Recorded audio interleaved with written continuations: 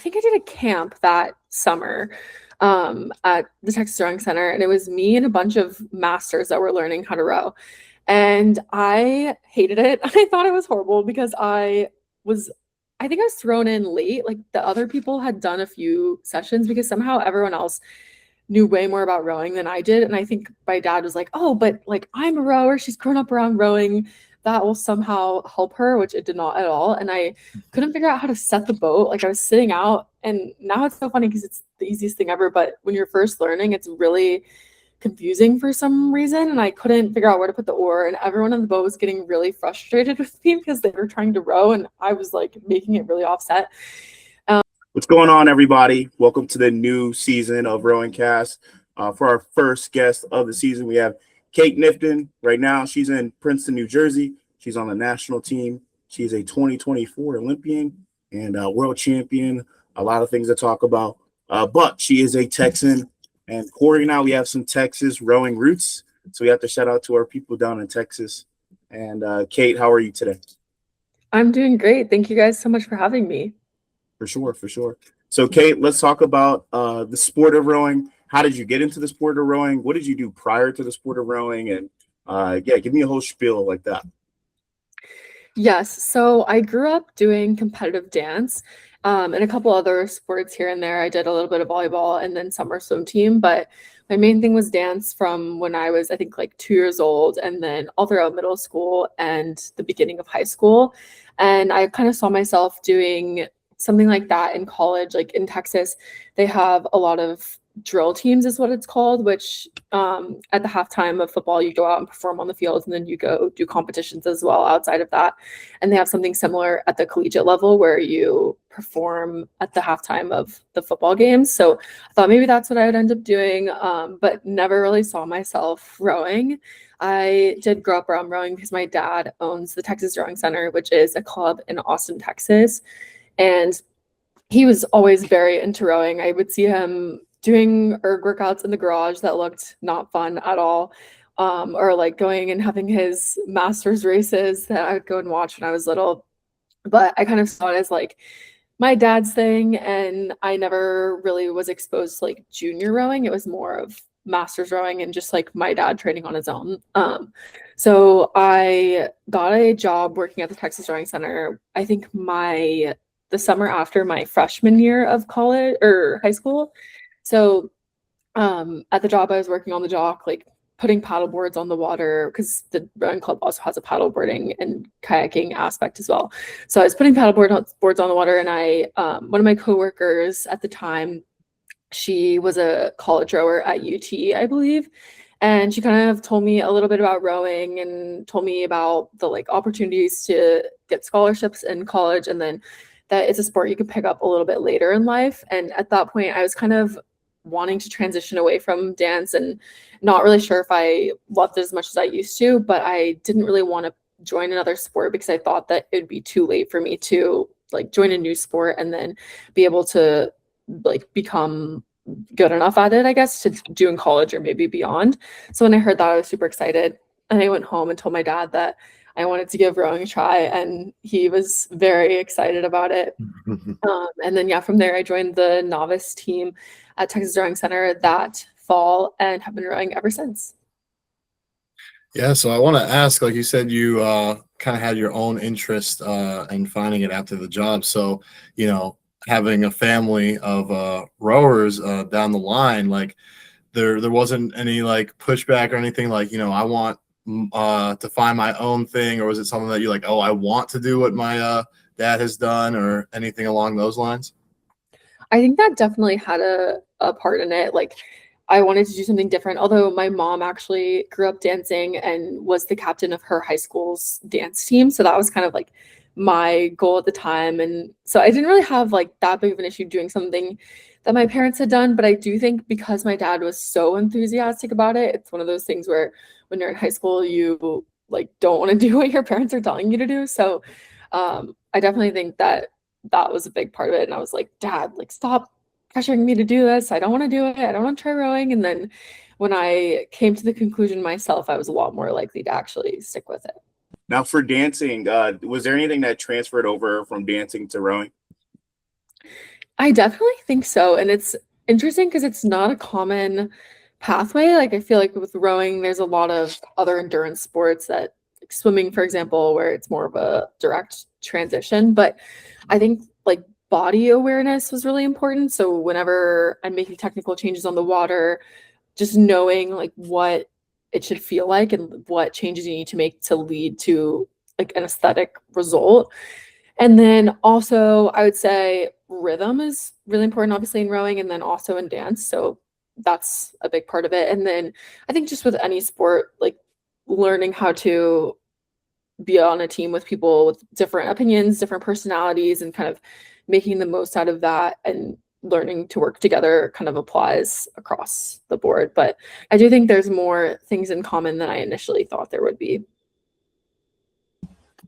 So, Kate, after that summer of your freshman year, finding out more about the sport of rowing, and then getting into it, what was your sophomore, like first year into rowing look like? I think I did a camp that summer at the Texas Rowing Center, and it was me and a bunch of masters that were learning how to row. And I hated it. I thought it was horrible because I think I was thrown in late. Like the other people had done a few sessions because somehow everyone else knew way more about rowing than I did. And I think my dad was like, oh, but like I'm a rower. She's grown up around rowing. That will somehow help her, which it did not at all. And I couldn't figure out how to set the boat. Like I was sitting out, and now it's so funny because it's the easiest thing ever. But when you're first learning, it's really confusing for some reason. And I couldn't figure out where to put the oar. And everyone on the boat was getting really frustrated with me because they were trying to row and I was like making it really offset.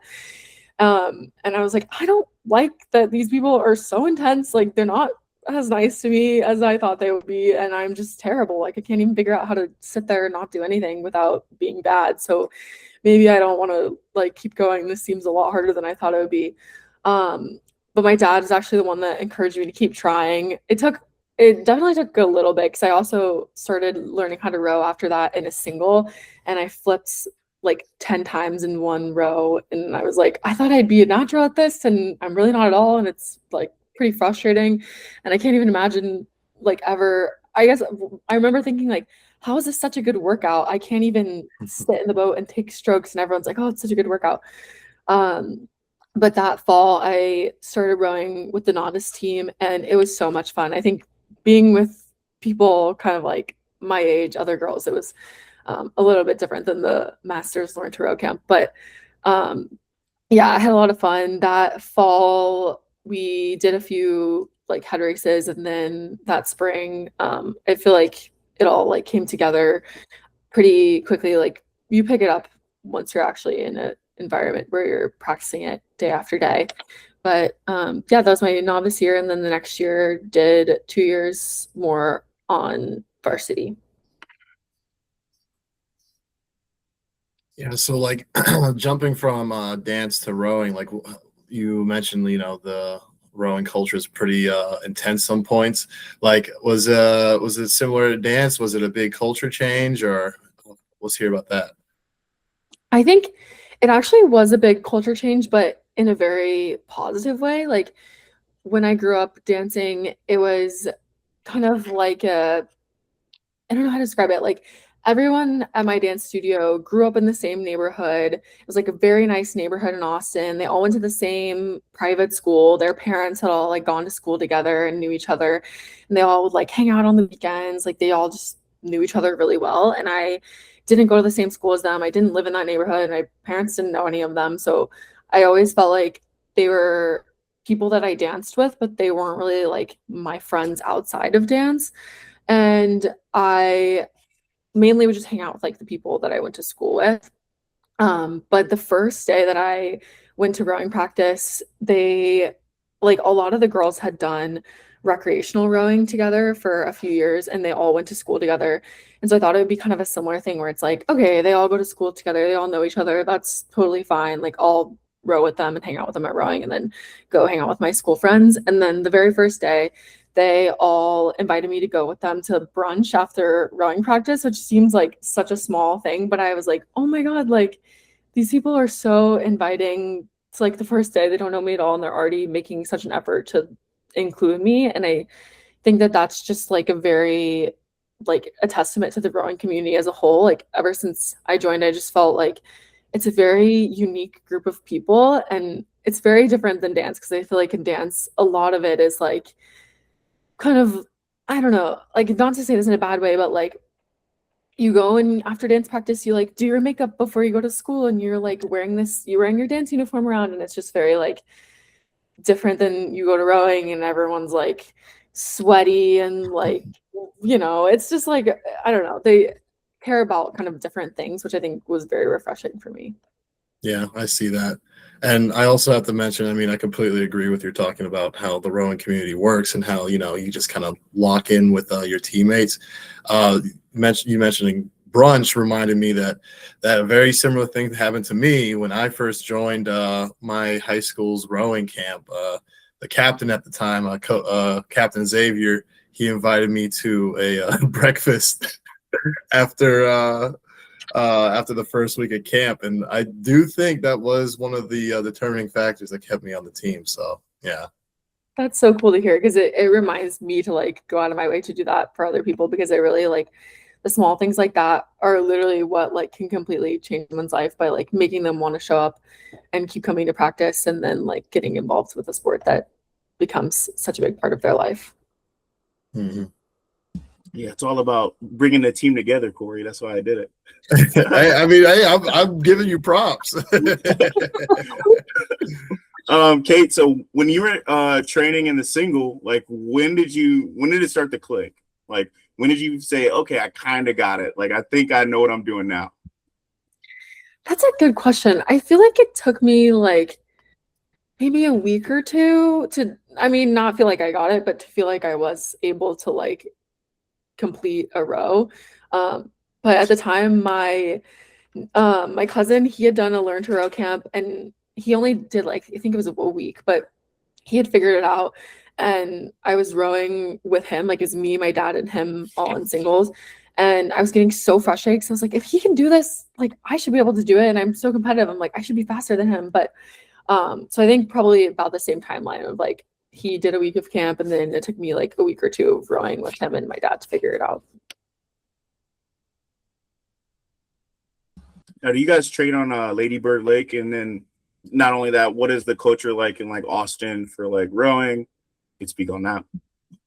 Yes, we do train on Lady Bird Lake, which I'm very biased, but I think it's the most beautiful place in the world to row. And the rowing culture in Austin, it's so cool because I think it's changed so much over the course of, I mean, even just how I've viewed it, and I've only been rowing for like the past 10 years, but before that, even like before I was rowing, I think like the UT program has had a huge impact on that, just with all the success that they've had, and having the youth rowers that row on the same body of water able to watch that every day and see firsthand all the work that they're putting in. And the masters community is also huge at Texas Rowing Center. So just having like, it's so great. Every time I go back, I feel like everyone's involved and like keeping up with what I've been doing. I keep up with what they're doing as well. So it's really cool to have that community. Yeah, and before this interview, we went ahead and watched all the videos on the rowing center and everything. And like, I know you might have a little bit of bias, but like, I mean, is that like not the most welcoming like rowing community in the US? Like, I feel like it's just so it's just so what's the word? I don't want to say open, but it's just so welcoming, for Right. everybody. Oh yeah, it's awesome. I mean, there's so many different aspects to it. Like we have our amazing master's program who every year, I think for the past, I don't know exactly how many years, but they're always winning masters nationals now at Rowfest. So like very competitive, a lot of really great athletes. And then we have the juniors program, which I am part of because I do the admin for it. So like regatta planning, stuff like that. And it's really cool to be part of that as well and see them working so hard. And it's a really big program and growing as well, which is cool. And then the adaptive program, which I worked a little bit with in like summers in the past, but there's a lot of like juniors that work there a lot more so than I do now. But seeing just kind of all these different aspects. And then I guess there's the high performance aspect as well. There was at one time a whole high performance team, and now I guess I'm sort of like the high performance representative, but all of those things like working together is really cool. Did you guys ever do the I'd imagine you guys did it because it's on your leg, but the head race where you have to go around the like little circle to finish out the race? Do you know what I'm referring to? Is it sir? It's not the pumpkin head. It might be the pumpkin head because this is The a race that I pumpkin did in head? Yeah. Austin. I don't know. It was just like that was the most randomest course ever. Like you just went down for probably like I think maybe 3K, then you went around like this circle. Island? Yeah. Yeah, I this can island. what you're Yeah. saying. That's so funny. Yeah, there's not really the only time I've ever done a head race on Lady Bird Lake is at Texas. We did a 2K head race with or not head race, whatever it's called, where it's like side by side with Michigan, and it was through one of the bridges. But I think you can only maybe make 2 lanes, which is why they don't do it 2,000 meters otherwise. But that was super cool. Trito. So then let's talk about this. How did you like decide like, hey, I think I'm gonna go the collegiate route? Like, what made you pick your choice of UT? Was it just being at home? Like, what was the thought process behind that? I think I always kind of saw myself rowing in college ever since I guess like when I was old enough in school to be thinking about that. And then I guess back when I was in high school, I did not intend to go to the University of Texas only because my whole family had gone there. It's like both sets of grandparents, both parents, and I wanted to do something different. But I ended up going on an unofficial there just to check it out and see, and I loved it so much. I immediately knew that if they were going to offer me a spot on the team, that's where I'd want to go. And my dad always made a point of telling me how cool it would be. Like we went and toured a lot of other schools, and you'd go into their boathouse and they had these whole wall full of all their national championship titles dating back to whenever it was, like many years ago, and all the pictures of all the people on the team that had won these titles. And then you go to the UT boathouse and there's none of that because they never won before. And I think just the idea of being part of a team that was so up and coming and had all this momentum, especially being from Texas, it kind of felt like if I went somewhere else, I'd be representing like someone else's state and someone else's school, but like Texas was kind of like my school because I had grown up there. And I know you have like a scout performance. We'll probably get to that later on, but like any advice that you want to give to, you know, junior athletes that are like looking to like move up, like any like official visit, ideas or anything like that. Yeah. I lost the train of thought there. I think that it's really important, like when you go and visit a school, like you kind of have a gut feeling of like, oh, I really see myself here. And it's important to tune out all the other opinions. So like, I think it can be really easy, especially as a high schooler. Your parents probably have an idea of where they want you to go, or maybe your coaches or like your teammates. Like everyone has these opinions. And it's really important to just like trust your own opinion because you're the one that's going to be going to school there and experiencing it day in and day out. But then I think also paying a lot of attention to the people that are on the team. And if you can see yourself spending 5 hours a day with them every day, because you can love a school and you can love the coaches and you can love all these things about it. But at the end of the day, if you don't love the people that you're doing all this work with, like it's not going to be worth it at all. And they can completely like make or break the experience for you. Yeah, and what were you specifically looking for from a campus and from the team, and also specifically like the smaller things that people might overlook? I wanted a team that was going to be really competitive, and I felt like if I was going to put all this time and energy into rowing, I wanted to like get the most out of it, and I wanted to make sure I was going to be challenged. So I didn't want to go onto a team where my first year I would immediately be like one of the top ergs or whatever, like one of the top people on the team. Like I wanted to feel like I had people pushing me to get better. And I was definitely looking for strong leadership. So like a coaching staff that had a vision for the program, especially for the next 4 years that I was going to be there. Um, and then definitely like the momentum of the team. So if it was a team that kind of seemed like they were on the rise, because I kind of had I was thinking about the whole 4 years of like, okay, freshman year, maybe we don't win, maybe we're wherever, but like, where would I be by the time I was a senior? And then in terms of school, I was looking for a strong business program because I ended up studying business, and I kind of always knew that that's what I wanted to do. All right. So before we get over to the collegiate area and like what was collegiate rowing like, any like memorable moments in like junior rowing?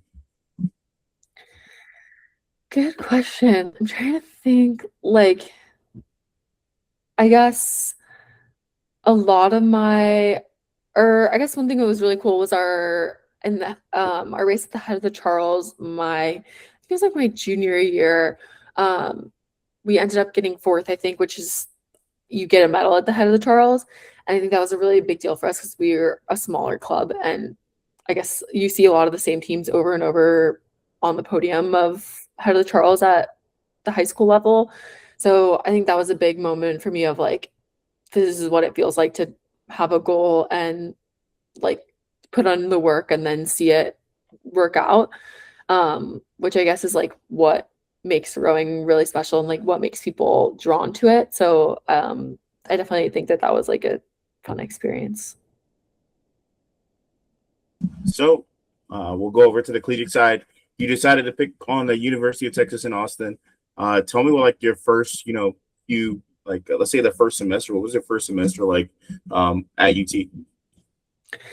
Honestly, I think it was a big transition and more so than I thought it would be. Like, I thought since I was from Austin, I could go home pretty much anytime I wanted. It was the same body of water that I rode at in high school, that it would be kind of just a little bit different, but a continuation of what I had already been doing. But it was very different in terms of like you're meeting all these new people, you've a completely new friend group.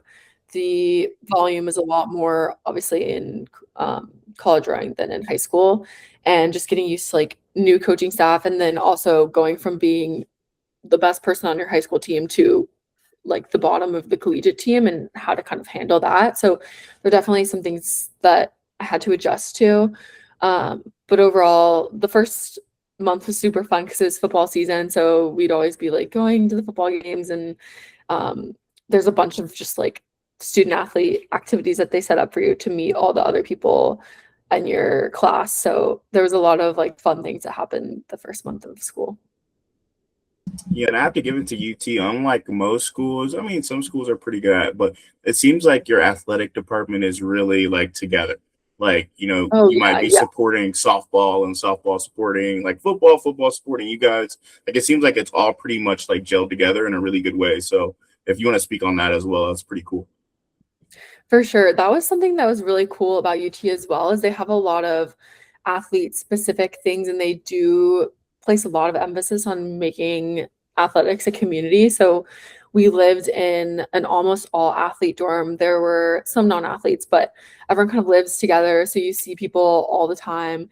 You have a dining hall that's athlete only, it was such a nice dining hall. I feel like I to this day I'm like not ever gonna be that as well as I was at college. But so you see people like all the time in you call it the tank, the Texas Athletic Nutrition Center.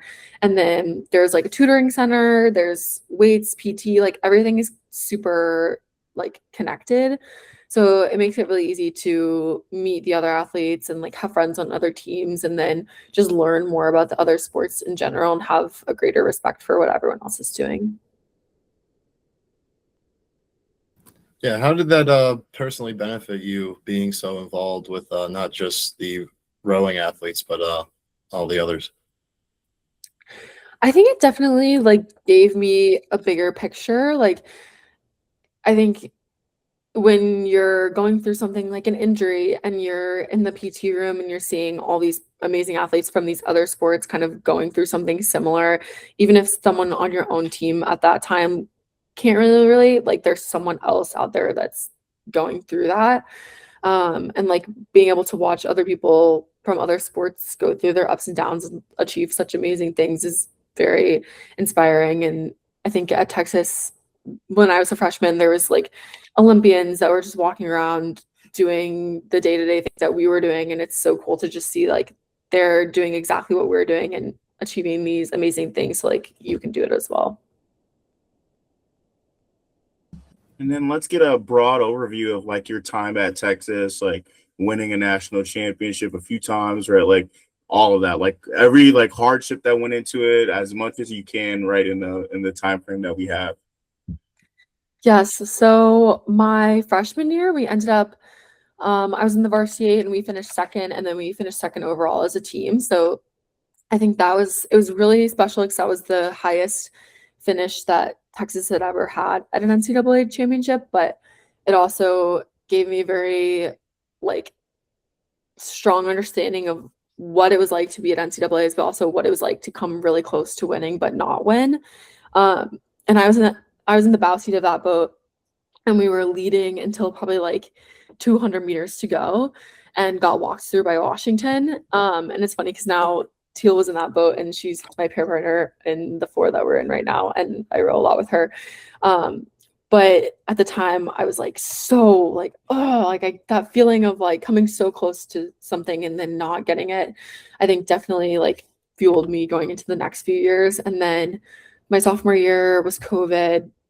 Junior year was kind of just a year about like, okay, we've come so close now to this goal, but we've never done it before. So like none of us actually know what it takes to win, but we're just gonna like do everything we possibly can. And I think we still felt like underdogs just because we had never won before. And then we ended up having, I think, yeah, we had an undefeated season and then won NCAAs, which was just like the coolest thing ever. I think it felt like we had all been through so much together at that point, just because I'd been at school now for 3 years. Like most of the people in the team or in that boat had been there for that same amount of time or longer. A few were newer. But just especially with COVID, I think it bonded everyone so much more because we couldn't do so many things. So it felt like we'd all sacrificed so much to be there. We'd spent so much more time with each other just because we like weren't really supposed to go out and hang out with other people in general. So it was definitely like very rewarding for that to happen. And then the following year was kind of it was a little bit different because we had just come off of a win, but I think we still had the mentality of like, I don't know, we still need to keep proving ourselves, I guess. And then that year, I think it was like January, so January of my senior year, I had a back injury and ended up being out for a few months, but then was able to return and finish the season. And then that summer I did U23s, and it was an all Texas 4, which was super fun.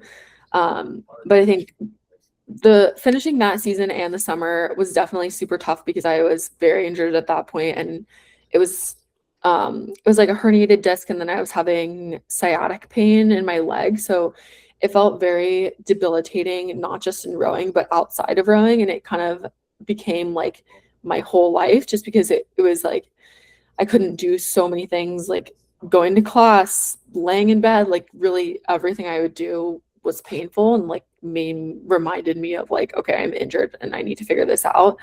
So after U23s, I took a few months off and was thinking that it would heal itself, everything would be fine, and then I'd go back to rowing. But it kind of like it never really got any better from the time I was injured in January to October when I eventually decided to get back surgery.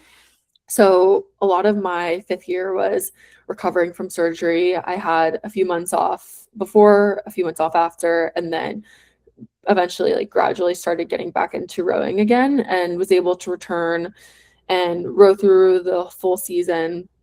And then yeah, that's after my 5th year I graduated and went on to row after that. I just want to make a side comment. It's so interesting about the sport of rowing that your pair partner now, Teal, that she beat you in your freshman year, and now you get to row together, right? I think that's so cool about rowing. It's so cool because a lot of the girls here, like Aja's another one, she rowed at Stanford and we raced them all the time. They were like our rivals all year. And it's so funny that you spend so much of the year being like, oh, like I need to beat this person. Like they're so good. Like I wish they were slower. And then now we're like, oh my God, I'm so glad they're so fast because I'm in a boat with them. And it's like, I know I wouldn't want to race them because I've had to do it before. So it's cool to like have them in your boat now. Now, Kate, speaking on your senior year, so went from your freshman now to senior year, that's a pretty big injury. And I've seen so many of my friends and like teammates like have like life altering like situations when it comes to that. So can you just speak a little bit more on that? What was the recovery process? When did you actually know that you were like good to go again? And like, congratulations on coming back from that, because I've heard so many like horror stories from that. Thank you. Yeah, it was definitely like, I feel like now it's hard for me to even like think about it because it was almost like traumatizing sounds so dramatic, but anyone that's been through that specific injury knows that it's like the most painful thing in the entire world. Like I've had other injuries since then, I've had other injuries before then, and like none of them even compare to like how awful it is. And I just feel for anyone going through it because it's like I felt like I like didn't have my same personality. It was really hard for me to just like be happy at all because literally like it wasn't just, oh, I can't practice at rowing, but I can like do other things. It was like I cannot do literally anything without being in so much pain. So I think like by the time I came to the conclusion that I was going to get surgery, I was like, you can cut me open on the floor tomorrow. Like, I just need this surgery to happen. Like, I don't care what's gonna, or I like was thinking about what was gonna happen after, but at that point it was more like, I just want to be able to like live my life day to day normally without being in pain. And it wasn't even about like, oh, I need to be able to return to rowing. But I think in the back of my head, I was like, okay, I do think I'll be able to row again, even though at that point I hadn't like I tried to find someone that was a rower that had had the surgery before, and I'm sure someone was out there, but I couldn't find anyone. So it was kind of like, okay, is this even possible to return from? My surgeon told me like you'll probably like maybe you'll row again, you'll probably get re-injured, and like you may never be the same as you were before. So it's kind of like, okay, like I don't really know how this is gonna go, but I feel like it's gonna work out and it's gonna be okay. Um, but yeah, I think I was definitely really nervous when I returned because I just didn't want to get re-injured and have to go through all of that again. So I was pretty cautious, like, and I was really lucky that my trainer at the University of Texas was just his name's Leif, and he was the best. Leif and I spent like a lot of time together rehabbing, but by the time I was able to return, like I felt pretty confident in my body just because I had spent so much time like building up my strength. But yeah, I definitely think the first few weeks, especially, I was very nervous. And the first day I think that I returned to practice, I made Dave put 2 clams on my oar because I was like, I just need it to be so light. I'm gonna like sit in the 2C with 2 clams and just like put my blade in and out of the water.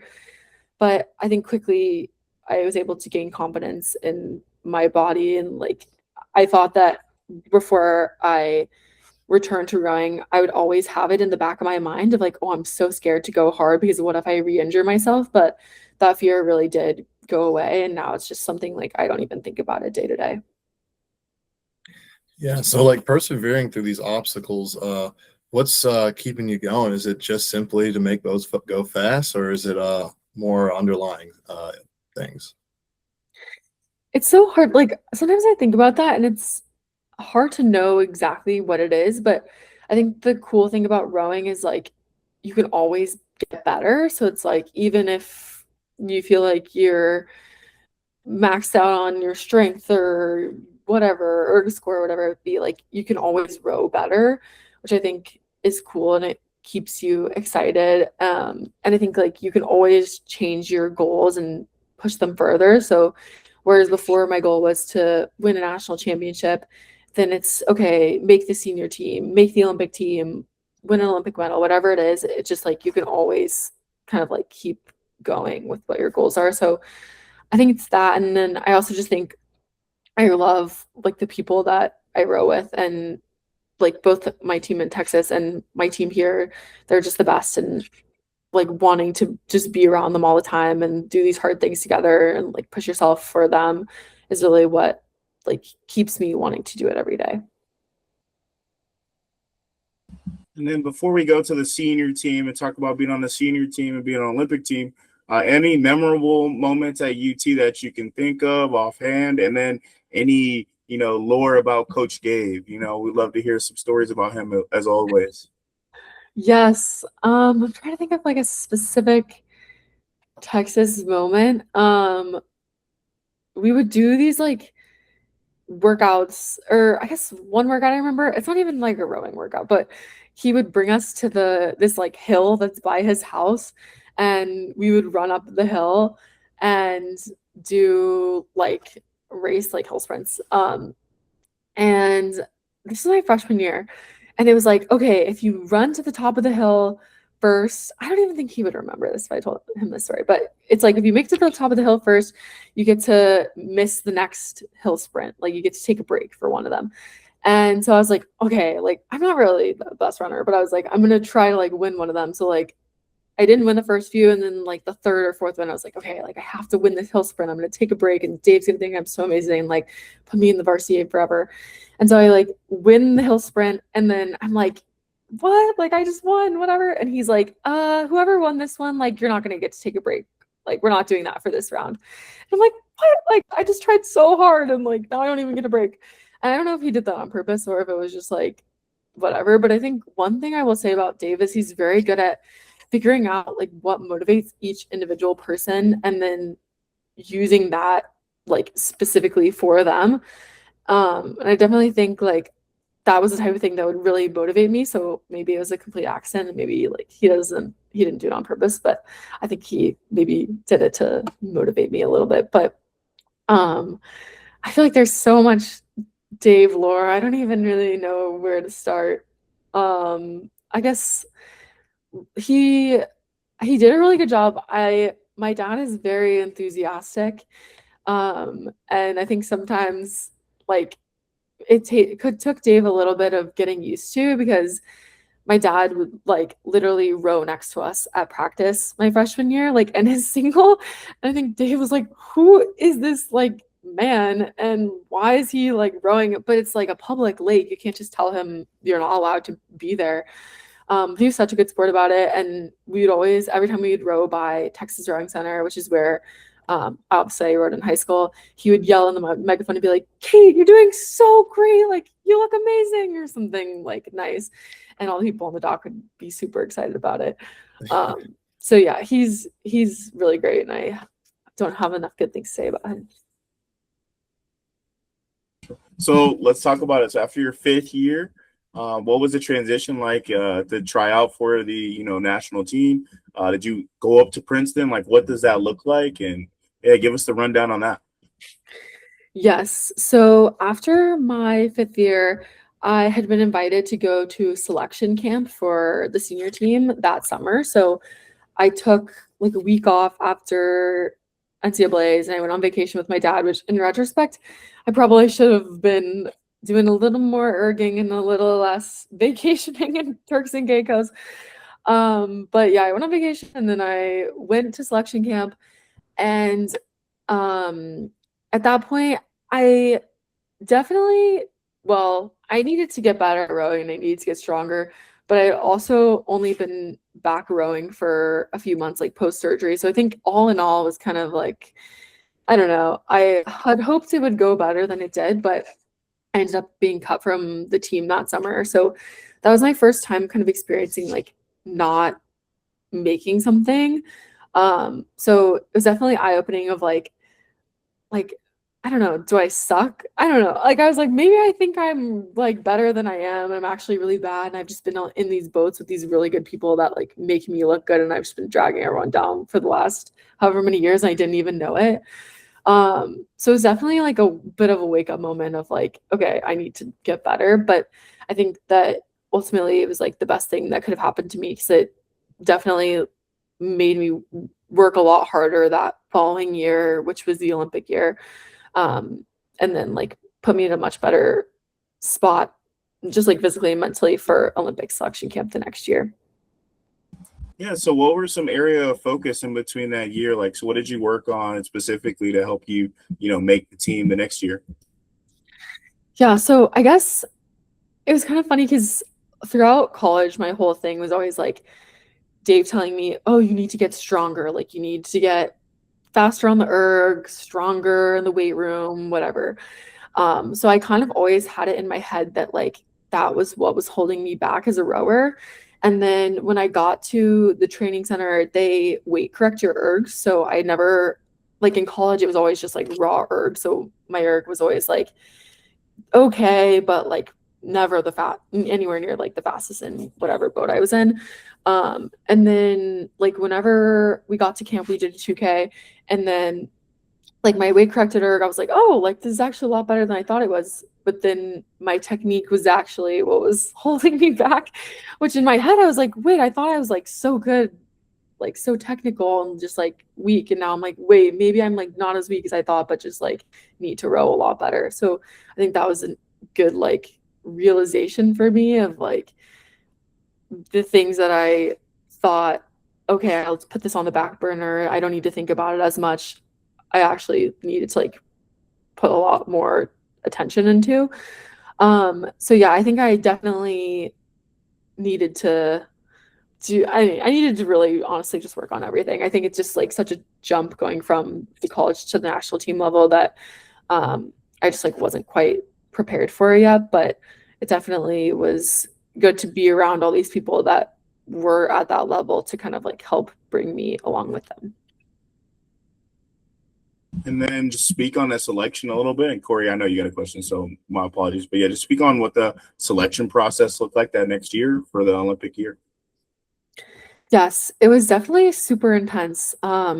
They invited people based on their performance the previous summer. So like I wasn't included in that since I didn't race at the World Championships, but then also based on speed order, which basically is like an inter squad race in pairs and singles. So if you want to be selected to the sweep camp, you race a pair, and for sculling, you race the single. And it was the top however many people or however many pairs like based on the finish at speed order got invited to selection camp. So that's how I was invited.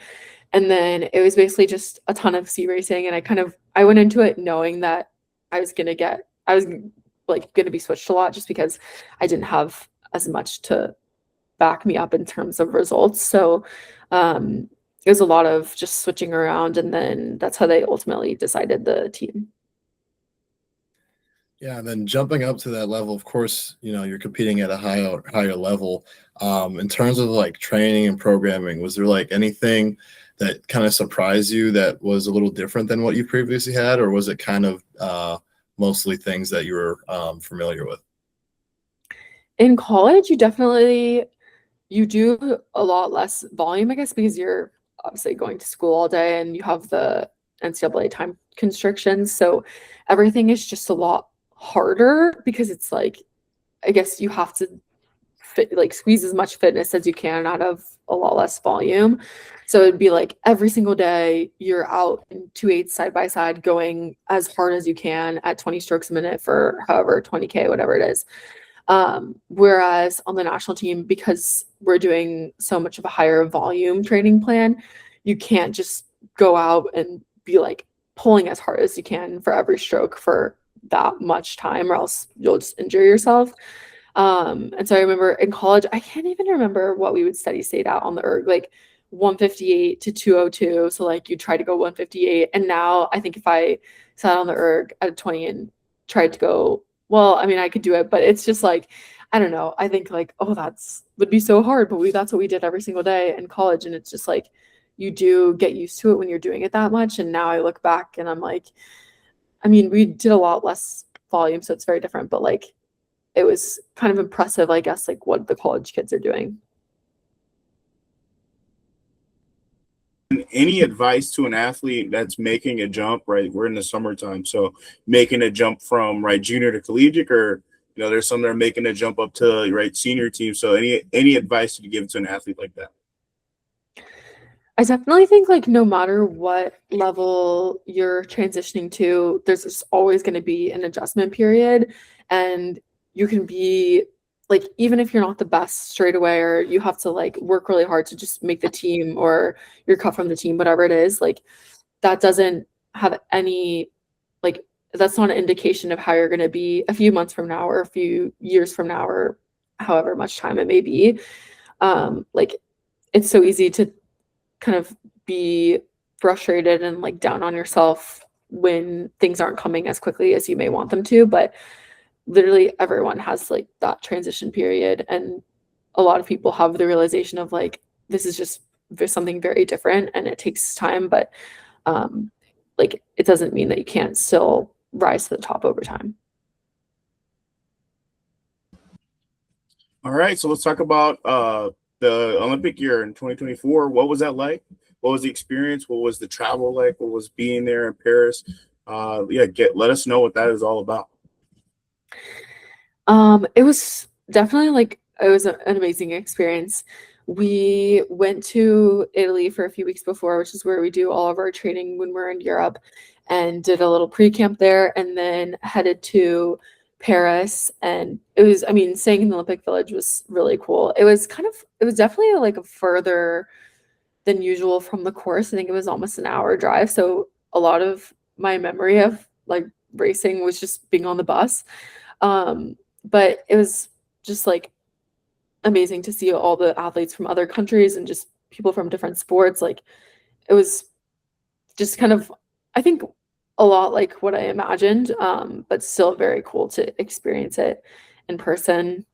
And yeah, I think that was my first senior level, or I guess I had done a World Cup beforehand, so my second senior level racing experience. So it was definitely like a caliber above anything I had done before, but it was really cool to get to like go out there, race, and I think being in the A final was a really good result for us and something we were excited about. So to compare it to like the World Cup, was it any difference like in terms of like the atmosphere during racing or practicing, or was it, the same? Like how would you compare it? It was definitely just, I guess, bigger in every way. Like there was a lot more teams there, so walking around it was just a little bit more chaotic. And just even on the water, like practicing, there's more boats and just like more going on. And then the stands, there was a lot of people there, which surprised me because I thought, like, I don't know, like usually when you go to a rowing event, as you guys know, it's like people's parents that are there, and like 10 of them maybe. But there were so many people, and a lot of people that I'm sure didn't have like a specific connection to rowing, and it was really loud too. Like in the last 250 or however long it was, you couldn't even hear anything that the bow pair was saying when they're making calls, just because it was so loud, which was definitely something I never experienced before at a rowing race. So it was really cool. And so how does that different environment affect you? And also more so like what is your routine rowing up to the start? Like are you completely just mind on the strokes you're about to take? Are you like going through the practice plan, or like what's your routine going up to the start?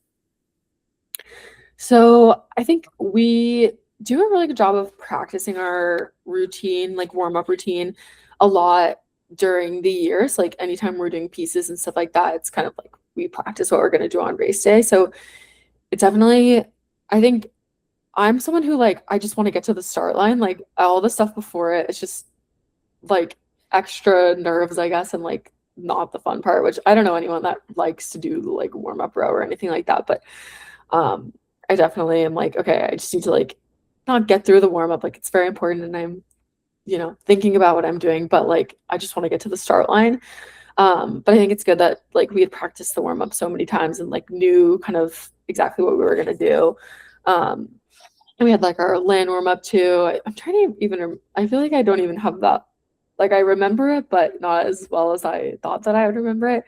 But I think we had like a warm-up tent and stuff like that we would do stuff on land. And then the warm-up on the water was like on the other side, I think, of the race course. And it was kind of, the course was like a little bit choppy too. I think so. I think it was one of those things where it was like the warm up probably wasn't the most fun. Now, being in the A final, what did you learn from that for your like rowing career so far? Like, what did you learn being in the A final and an Olympic final? I mean, honestly, sometimes I look back. Well, okay, the final to me was a lot less nerve-wracking than the rep. Like we didn't make it straight out of the heat and had to go to the rep. And that was like probably the most nervous I've ever been for anything in my life, because it was like, okay, if you mess this up, like if something completely out of your control goes wrong and you don't make it to the final, like you have zero chance of medaling. Like there's literally nothing you can do. And so especially with like the toe, I was like, okay, I can't like steer us into a buoy or catch a crab. Like it's easy to think of all these little things that have never gone wrong before, but could somehow like go wrong in the most important race of your life. So I think once we got to the final, it was more like, I think everyone obviously that lines up for an Olympic final hopes that they're going to win a medal. Like there's no one that's there that's like, oh, I'd be okay without a medal. But I think at that point it was like there wasn't really that like expectation of like we have to medal, because we were such a new and like young group. So I think it was kind of like, okay, we're gonna go out there and like do our absolute best and like obviously try to medal, but it was more like, okay, we made it to this final, we're gonna just like do everything we can and have the best race we can and kind of like see where that puts us.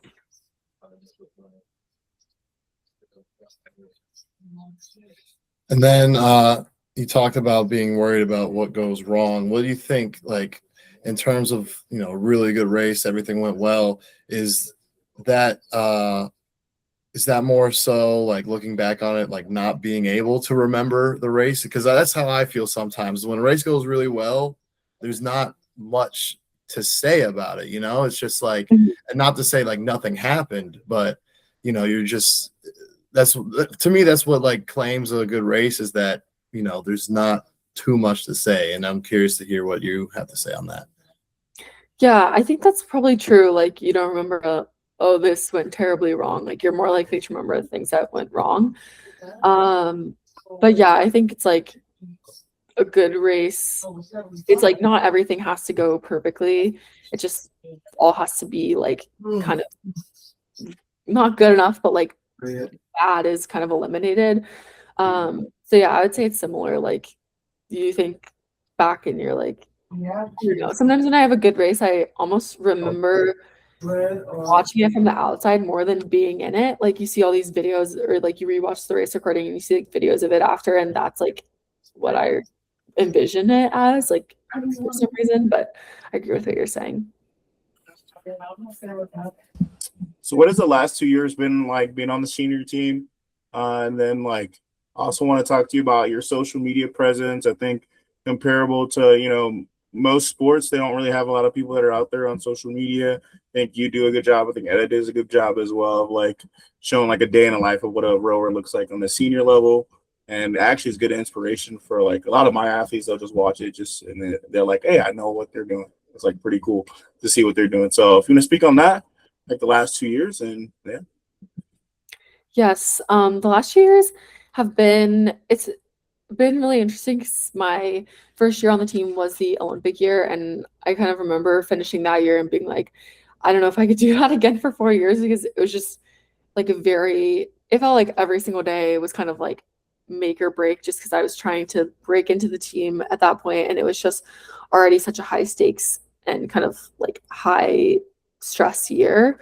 But it definitely was nice to kind of like, I took some time off after the Olympics in the fall, and I traveled a lot in Europe, and then was able to kind of like ramp back up slowly. And it's definitely been each year, I think the stakes get higher and like emotions get higher, but being able to kind of like build everything again rather than just coming in at the last year and kind of like being thrown into everything has been really nice. And I think we have like a lot of goals as a team coming out of Paris, and it's been really cool to see just like, we still have so much time to go and so many things that we want to accomplish and work on, but just like the starting kind of like the momentum that we're starting to build as a team has been really cool to be part of. And then, yeah, I would say in terms of like social media, I agree that it's like in rowing, you're not just gonna become famous by like existing. And I definitely think it's a sport where like you have to put the extra effort in to put yourself out there, which at first was definitely like intimidating to me. And I think to this day, I still am working on like not being afraid to show personality or like say things that are going to be controversial or just like an opinion in general online. But I definitely think it's really crucial for our sport to keep growing, to have people that are like showing what it takes to row at different levels, that other younger people can kind of like look at and model what they're doing after and kind of like take inspiration from. So that's been kind of my goal with all of it. And I gotta say, the Meta glasses are changing the game. I gotta say, I got athletes that wear it for races, and I like break down the race with it. But then I see that you put it on there and stuff. Other people do it as well online. But I think those are like, that shows you like what rowing really is. Like, I think that's the best Totally. example. Yeah, I know. I need to wear mine more. Sometimes I like don't want to wear them at practice because I feel like they're just, I don't know if they're distracting, but they're just like a little bit, not obnoxious. They're just like normal glasses, but they're a little bit, different. And it's kind of, if you're in the stroke seat, I feel like it's not as exciting because you're just filming like the stern of the boat, but it is super cool. Yeah, I always make fun of my athletes. I'm like, Meta, record. And they're like, Coach, like, shut up. And I'm like, okay, I'm just joshing you, just making fun. But yeah, it can be distracting, so I can see that as well. And so where do you see like rowing on the media side in the coming years? Like, do you think that people and you're included, like, are people starting to really convey to the mainstream audience of like what rowing is, and you think it's going to give some more excitement in the sport? I definitely think there's a huge opportunity with the home Olympics. Like there's going to be more eyes on rowing, especially in the US, than there ever were before. And even just any Olympics in general, it's kind of like rowing's time to shine. And a lot of the other Olympic sports that maybe don't get as much coverage during the other years, but especially just like with how important this is going to be. And I think like we saw during the Winter Games, like athletes kind of break out from doing well at the Olympics and having all the Team USA media being ready to support that. And so on top of creating all this content and like sharing their stories.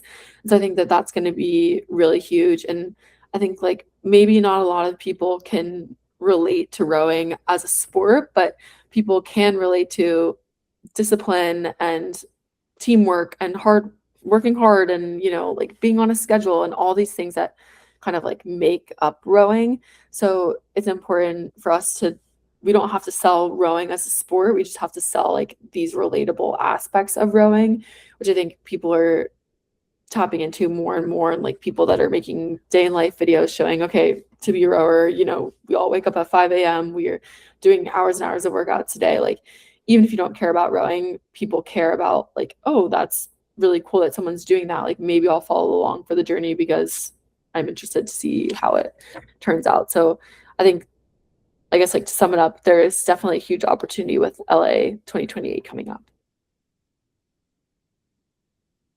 All right, we're going into a little bit of fun questions. Can you name the top 3 like racing venues for you, like all time? It could be from TRC all the way up to now USA. Okay, that's a good question because I was just gonna make a video on this, so I need to think about it. But I think off the top of my head, I just have to say this: Lady Bird Lake, number 1. Maybe not. I mean, for racing, I guess you could race a scrimmage, but also just rowing in general. I do think it's the best place to row. There's like so many. You're rowing through like downtown Austin. That's pretty cool. And then I'd say, okay, my first ever junior worlds was in Trakai, Lithuania. And it's a really pretty course. The end of the course is a castle, which I thought was so cool. And then I also just love it because it reminds me of like rowing like internationally for the first time. And then I feel like for my third, it's tough. It's between Varese and Lucerne, but I feel like Lucerne's like kind of the obvious one, but I do really love Varese, and I love that it's usually pretty fast conditions because it gets like warmer there. So maybe that's what I'll put at number 3. Nice. And so I got one too. I'm curious, like, what's one of the most surprising moments you've had in your career? And I know obviously you're a hard worker, but was there any moment where it may be as simple as just a PR, but where you just like had to step back and be like, wow, you know, I did that, you know? It's a really good question. I definitely think like making the Olympic team was a moment like that for me because after the year I kind of had, I definitely like had a lot of self-doubt like during that year, and because there's not that many opportunities, you're not like seat racing during the year at all. I kind of went into it like not knowing where I stood against like everyone else and having no idea how it was going to turn out. So I think like how it all went was like it wasn't surprising because I knew like the work that I put in and kind of like knew like the standard that I should hold myself to. But I definitely think making the team, it was like, wow, I can't believe that this actually happened, and it's like something that you dream of your whole life. And then, Kate, I want you to speak a little bit on scout performance. Like, what does it mean to you, and like, how'd you start it, and what is it for, and like, who's the target audience, and so on and so forth. Yes. So me and my friend and teammate Camille, who rode at Princeton, and we were on the U19 and U23 team together, and then now the senior team together, started it. And it was actually Camille's idea. So she came to me and had already put in like some of the work to make it happen. But it's basically a consulting service for specifically female high school rowers, where we do help with recruiting. So taking them from being a high schooler, some people have no idea where they want to row in college. Some people are a little bit further down in their recruiting journey, but just like kind of walking them through all of the recruiting process and contacting coaches, finding the school that's the best fit for them, navigating phone calls and recruiting visits, etc. And then also training plans. So whether someone's goal is to PR on their 2K or make a boat at their club or row for the junior team, we put together custom training plans just based on their schedule and how much experience they have, like what equipment they have, to just help them reach their goals. And it's definitely been so much fun. Like I do a couple like things outside of rowing to make enough money to live off of, and that's by far my favorite and the most rewarding. But it's just been cool to kind of like get to know a lot of the high school rowers, and like everyone that we work with is, they're all so great, and I feel like I learn from them as much as hopefully they're learning from us. So it's been cool to just kind of like be part of the high school rowing community a little bit more than just watching it and following the results online. And then, what is it like when you do like the logistics for Texas? Yes. So I started doing it a few years ago, and it's great because I can like still be involved and do everything but remotely, since obviously I'm not in Austin to be coaching or anything like that. But I basically just plan all the regattas and do the behind the scenes. So like the apparel orders, and then the like off-campus PE credit that some of the kids do, and like registering everyone for the semester, and then the regattas, and stuff like that. So it's a lot of just like planning, but it's great because it can be done on my own time. So like it's kind of works out perfectly with rowing and not being able to do like an in-person 9 to 5 job. For sure. Does that give you perspective at all back when you were like a junior? Like, wow, you got to do all this crap, you know, to get rowing done? Because when I have to Yes. do it all, I'm like, oh my goodness. Coaches Oh, used to do yeah. that. 100%. And so the woman Felicia Thrash, who started the TRC juniors program, who was my coach in high school, she did like all the administration stuff plus coaching, and I only do the admin, no coaching. So I'm like, oh, like I can't imagine. And she had like another full-time job on top of that. So I don't know how she did all of that. And I'm like, I hope I was really grateful in high school and like always saying thank you, because it definitely more goes into it than sometimes you would think. All right, Kate, what advice would you give to young Kate that was still on the dance team and that was thinking about rowing? I think like when I was still dancing, I had a lot of like, oh, I can't quit something that I've put so much time into. And even if I don't love it so much, like when you put a lot of time and effort into something, you just have to follow through with it. And I put a lot of like negative connotation to quitting, and I saw it as like quitting is giving up and like you can't be a quitter. But I think if you're doing something that you don't absolutely love and putting all this time and effort into it, like it's really not worth it. And like quitting sometimes opens the door for something else that you're gonna fill that time with that will end up being so much more rewarding to you. So I guess like not like trusting your gut and not being afraid to give something up, because it's going to mean that something else that's possibly even better will come along. And where do you think you would be if it wasn't rowing? It's a really good question. I think I always see myself like wanting to start my own business in some form or another. So I feel like if I had just graduated college and wasn't rowing, I'd probably, my degree's in marketing, and that's like where a lot of my prior work experience was. But I guess I see myself more like, I don't know, starting something of my own one day. So maybe that's what I'd be doing if I wasn't rowing. Mhm. And then lastly, Kate, what advice would you give to a novice rower just starting out? Someone that's kind of like, high level junior or, entry into collegiate rowing. And then maybe someone who's like near the end of their collegiate career. Those are like three different like areas within rowing. What advice would you give to them? So I guess for like someone in high school, I would say as a high schooler, you can put so much pressure on yourself to like achieve all these goals you have right away.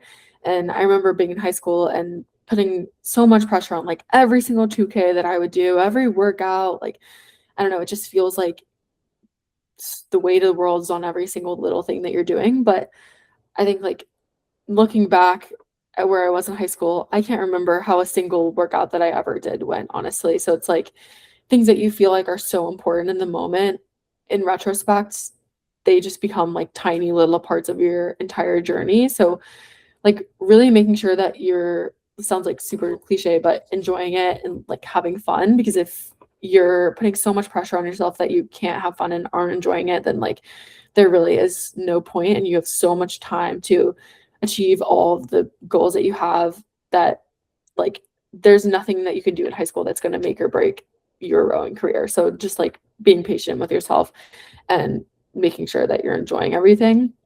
And then I think like in the transition from college to the senior team, I think just really making sure that like you're doing it for the right reasons. Because I definitely think it can be easy to just want to keep doing something that you've always done and not maybe knowing what your life would look like outside of rowing. So thinking you have to stick with it just because it's what you always do. But like recognizing it's going to be really hard and it's not what everyone else is doing. So it can be, I guess, easy to compare yourself to your friends that have, I guess, like regular jobs or more normal jobs and think that that's what you should be doing. But I guess if it's like something that you really love, then not being afraid to go after it, but also only doing it if it's something that you really love. All right, Kate, we're so thankful to have you on the podcast today. Corey, do you have anything? All I gotta say is really appreciate you coming on, and I can't wait to hear more about your rowing journey and following you on Instagram and all that. So, and thank you for also sharing your time to the youth as well. It's a very dope thing you got going on. So yeah, thank you. Awesome. And Thank you guys so much for having me.